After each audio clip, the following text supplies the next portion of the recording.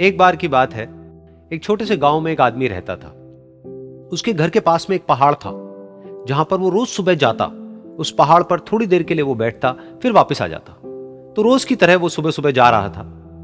पीछे से उसका छोटा सा बेटा आया। उसने आकर के उसका हाथ पकड़ लिया और कहा कि आज मैं भी आपके साथ चलूंगा। उसने पहले तो उसको थोड़ा सा समझाया और मना किया।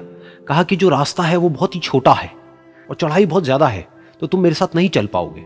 लेकिन फिर जब उस बेटे ने जिद करी तो पिता मान गया। तो दोनों पहाड़ पर चढ़ने लगे। पिता ने बेटे का हाथ कस के पकड़ा हुआ था। लेफ्ट साइड में पहाड़ थे, राइट साइड में खाई थी और रास्ता बहुत ही छोटा था। और वो पहाड़ की चोटी तक पहुंचने ही वाले थे, तभी रास्ते में एक बड़ा सा पत्थर आया। क्योंकि पिता उस रास्ते पर रोज आता था, तो उसको पता था कि वहां पे पत्थर है, तो वो साइड से निकल गया। लेकिन जो बेटा था उसका ध्यान कहीं और था, तो उसका घुटना जा करके उस बड़े से पत्थर पर टकरा गया।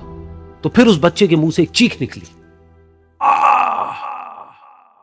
और जैसे ही वो चीखा, उसकी आवाज उन पहाड़ों में गूंजने लगी। इससे पहले उस बच्चे ने कभी भी अपनी आवाज की गूंज नहीं सुनी थी, तो उसे समझ नहीं आया कि क्या हो रहा है। वो अंदर से थोड़ा सा घबरा गया। उसे लगा कि शायद कहीं कोई है जो छुप करके उसको देख रहा है और उसका मजाक उड़ा रहा है। फिर उस बच्चे ने बोला, कौन हो तुम? कौन हो तुम? तो जब उस बच्चे ने इस गूंज को सुना, उसे गुस्सा आ गया। उसे लगा कि कौन है ये जो मेरा मजाक उड़ाए चले जा रहा है। फिर उसने गुस्से से कहा, मैं तुम्हें छोड़ूंगा नहीं। और फिर जैसे ही उसने इस गूंज को सुना, वो घबरा गया। उसके पिता समझ गए थे कि क्या हो रहा है।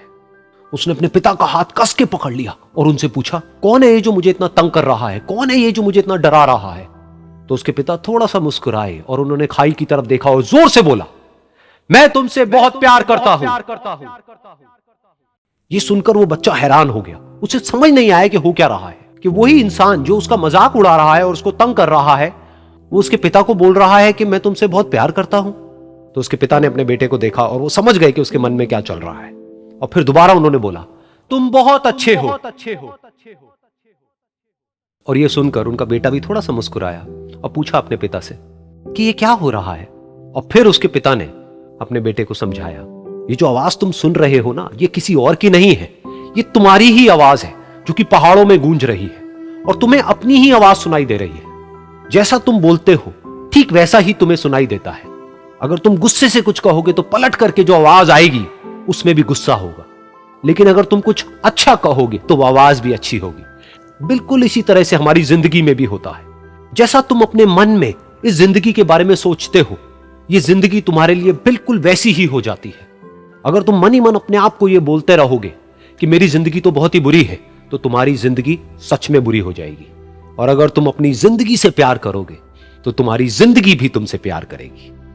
ये बात उस बच्चे के दिमाग में घर कर गई और फिर वो दोनों उस पहाड़ की चोटी पर गए।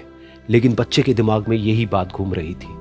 और फिर वो बच्चा खिलखिला के हंसा और उसने अपने दोनों हाथ खोले और अपनी पूरी ताकत से बोला, मैं तुमसे बहुत प्यार करता हूं।